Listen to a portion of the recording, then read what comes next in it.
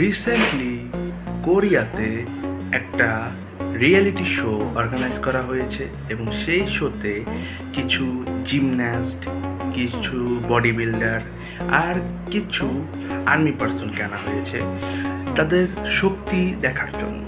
তো প্রথম দশায় দেখা যাচ্ছে যারা জিম করে, যাদের বডি অনেক সুন্দর, তারা প্রথমেই পড়ে যাচ্ছে পানিতে, এবং দ্বিতীয় অবস্থায় যারা জিম করে নিজেদের বডিকে অনেক স্ট্রেচ করেছে, প্রসারণ ঘটিয়েছে যারা, তারাও ফেল ডাউন, তারাও পড়ে যায়।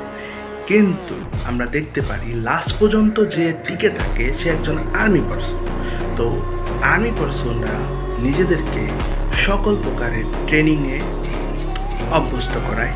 তারা 10 কিলোমিটার দৌড়ায়, তারা জিম করে, তারা নিজেদেরকে সকল রকমের কষ্ট, সকল রকমের ব্যথা দেয় যাতে তাদের বডিটা অনেক সুন্দর এবং স্ট্রং হয়, যার ফলে তারা এত শক্তি নিজেদের মধ্যে ধরে রাখে যে তাদেরকে দেখে মনে হয় হ্যাংলা পাতলা, এদের মধ্যে কোনো শক্তি হবে না, এদের দ্বারা কিছু হবে না, কিন্তু এরাই টিকে থাকতে পারে। তো জিম করেই যে বডি হবে এমনটা নয়, জিম ছাড়াও নিজেদেরকে নানান রকমের ট্রেন করে, নিজেদেরকে ফিট করে আপনারা বড় হতে পারবেন, ভালো হইতে পারবেন এবং be the best of yourself. ঠাঠা।